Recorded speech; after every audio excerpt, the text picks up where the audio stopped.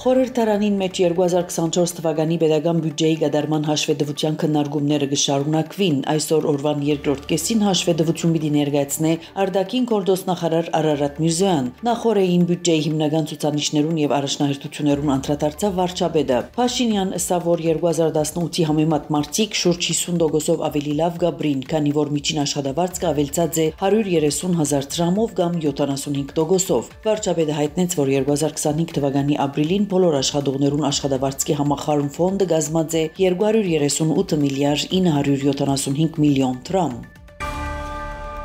Հայաստանի դարածքային կառավարման եւ յենթագառուցվածքներու նախարար Դավիթ Խուդատյան այսօր ընդունեց Ամերիկայի ուժանույթի միջազգային հյուրիական քաղաքականության հարցով փոխկարդուղարի տեղակալ Ալեշիա Թունգանի գլխավորած պատվիրակությունը։ Նախարարը ողջունած է հյուրերը եւ շնորհակալություն հայտնած Ամերիկայի կառավարության, հատկապես Հայաստանի ուժանույթի բնակավարեն ներսուցաբերած շարունակական աջակցության համար։ Նախարար Խուդատյան շնորհակալություն հայտնած է նաեւ օրերս Ամերիկայի կառավարության ուժանդակությամբ ատոմագայանի մեջ տեղադրված վարժասարքին համար։ Խուդատյան բարձր գնահատած է ամերիկյան կողմին հետ ատոմային ուժանույթի բնակավարեն ներծավալված համագործակցությունը եւ երկուստեք պատրաստակամություն հայտնած են հետագա համագործակցությունը խորացնելու։ Պաշտպանության նախարարության ենթակայությամբ գործող Մայր Հայաստան ռազմական պատմության թանգարանը պիտի վերագազմագերբվի եւ դառնա Հայաստանի պատմության թանգարանի մասնաճյուղ։ Որոշումը հաստատվեցավ կառավարության 5 հունիսի նիստին, ինչպես նշված է հիմնավորման մեջ, գործող թանգարանը իր հիմնադրության 2016 թվականի ապրիլին ի վեր կսպաղի հայկական ռազմական արվեստի եւ պատմության մասին ցուցադրական նյութերու պահպանմամբ եւ հանրայնացմամբ։ Թանգարանի վերագազմագերման նախաձեռնությունը ուղղված է այս գործունեության շարունակականության եւ արդյունավետ կառավարման։ Նախագիծով սահմանված է, որ Մայր Հայաստան ռազմական պատմության թանգարանը պիտի միանա Հայաստանի պատմության թանգարանին, դառնալով առանցին մասնաճյուղ։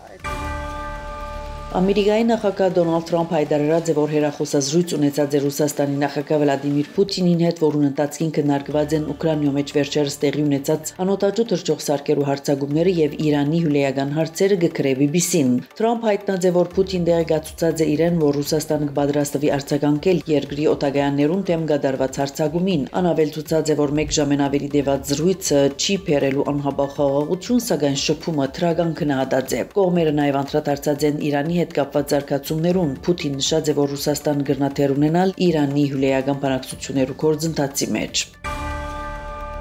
Հռոմի Լևոն 14-րդ Պապին հետ Ռուսաստանի նախագահ Վլադիմիր Պուտինի հերախոսազրույցի մասին առաջինը հայտնած էր Քրեմլին։ Վատիկանը հաստատած է լուրը ներկայացնելով զրույցի մասին իր հաղորդակցությունը։ Հերախոսազրույցի ընթացքին փոխադարձ հետաքրքրություն ներկայացնող հարցեր են բացի քննարկված է նաև խաղաղության հարցը, հիմնական ուշադրությունը նվիրելով Ուկրաինայում մեջ իրավիճակին։ Պապ Ռուսաստանին գոչրած է խաղաղության նպաստելու քայլ առնել եւ ընդգծել կողմերու միջև կառուցողական շփումներու ապահովման եւ հագամարտության լուծումը փնտրելու կարեւորությունը։ Նշված է Սուրբ Աթոռի մամլոյցարայության հաղորդակցության մեջ։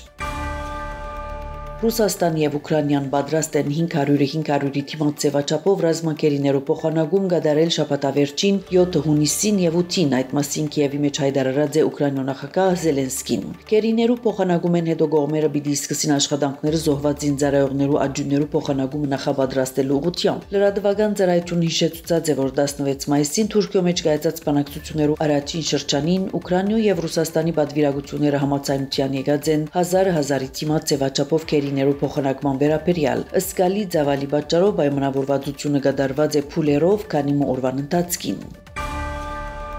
Թուրքիո արտաքին գործոստնախարար Հական Ֆիդան հնարավոր կհամարի Թուրքիո, Ռուսաստանի եւ Ուկրաինա նախագահներու մասնակցությամբ կակատնաժողովի մգազմագերբումը Ստամբուլի մեջ։ Այդ մասին Ֆիդան ասաց է թուրքական լրատվամիջոցներու զրույցի մեջ, նշելով, որ պաշտոնական Անկարան պատրաստ է գազմագերբելու նման հանդիպում։ Ֆիդան ընդգծած է, որ Թուրքիան մշտապես հետևողական ցիրկորոշում պահպանած է եւ թեմ է տարածաշրջանի մեջ պատերազմի։ Մենք մոտեցած ենք պատերազմի 4-րդ տարվան եւ արդեն խոսքը միայն երկու երկրի մասին չէ, անոնց դիգունքին կան այլ պետություններ, որոնք հստակ ցիրկորոշում որդեգրած են, նշած է Ֆիդան։ Անհիշեցուցած է Թուրքիո նախագահ Էրդողանի նախաձեռնած քայլերու մասին ուկրաինական ճգնաժամի շրջանակներում Սևձովյան հացահատիկի շուրջ ձեռք բերված համաձայնագիրը։ Միացյալ Նահանգները արգելք դրած է ՄԱԳ-ի անվտանգության խորհրդի Փանացևի նախագիծին վրա, որը կբահանջի անհաբաղ դադրեցնել գրագ գազայի հատվածին։ Փանացևը կփոխանցի անհաբաղ անվերաբահ եւ մշտական հրատատարի բահանջ գազայի մեջ, որը պիտի պահպանեն բոլոր կողմերը, ինչպես նաեւ բահվող բոլոր բադանքներու ազատ արձակում։ Բացի այդ, Փանացևի նախագիծի հեղինակները կբահանջեն անհաբաղ եւ անվերաբահորեն վերացնել գազայի մարդասիրական օգնության մատակարարման բոլոր սահմանափակումները, որոնք իրականացնեն ինչպես ՄԱԳ-ը, այնպես ալանոր գործընկեր մարդասիրական գազագերբությունները։ Իսրայելի արտաքին գործոստ նախարարը շնորհակալություն հայտնած է Թրամփին եւ Ամերիկայի վարչագազմին Փանացևի նախագիծին վրա վետո տնելու համար։ Լեհաստանի վարչապետ Դոնալդ Թուսկ հայտարարած է, որ 11 հունիսին Լեհաստանի խորհրդարանի մեջ տեղի պիտի ունենա արտահերթ նիստ նվիրված կառավարության վստահության քվեհայտնելուն կդեղեկացնե Euronews։ Լեհաստանի մեջ բանավեճ կա այն մասին, թե արդյոք անոր բազմագուսակցական դաշինքը պիտի կարողանա պաշտոնավարել մինչև իր ժամկետի ավարտ 2027 թվական, կգրե Euronews։ Թուսկի կառավարությունը կսպաղի Լեհաստանի մեջ ամենօրյա խնդիրներու մեծ մասի լուծմամբ եւ կաշխատի նախագահային առանցին, սակայն պետության ղեկավարը իրավունք ունի արգելք կիրառելու օրենքներու հանդեպ եւ կենթադրվի, որ Նավրոցկի հաղթանակը Թուսկի համար պիտի դժվարացնի իր Եվրոպամետ օրագարկը առաջ մղել։ Ցեզի հետ էր Անի Զեյթունցյանը։